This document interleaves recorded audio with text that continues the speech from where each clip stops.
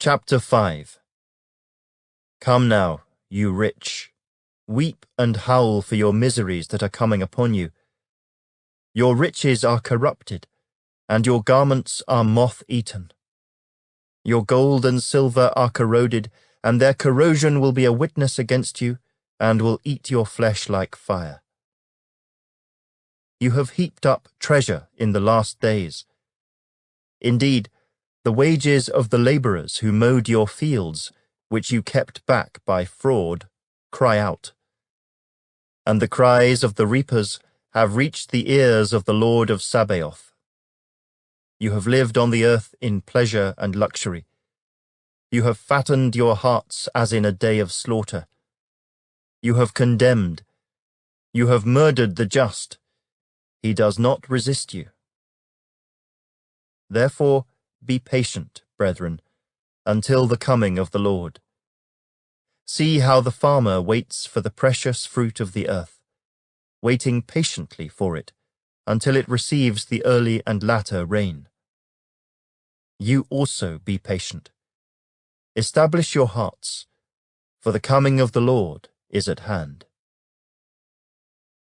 Do not grumble against one another, brethren, lest you be condemned. Behold, the judge is standing at the door. My brethren, take the prophets who spoke in the name of the Lord as an example of suffering and patience. Indeed, we count them blessed who endure.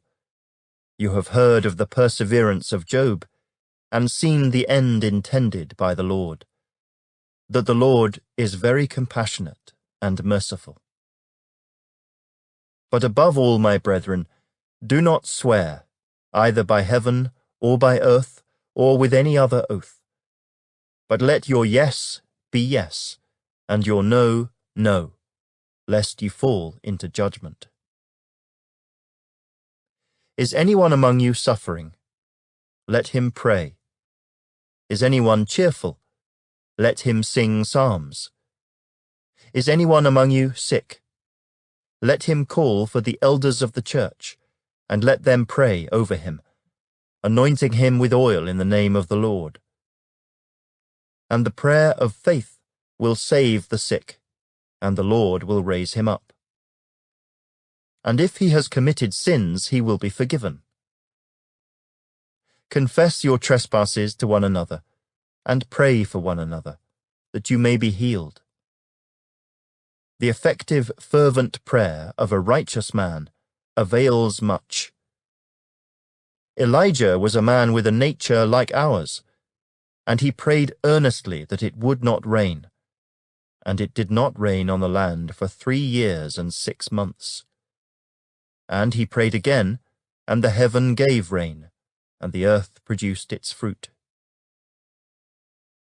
Brethren, if anyone among you wanders from the truth, and someone turns him back, let him know that he who turns a sinner from the error of his way will save a soul from death, and cover a multitude of sins.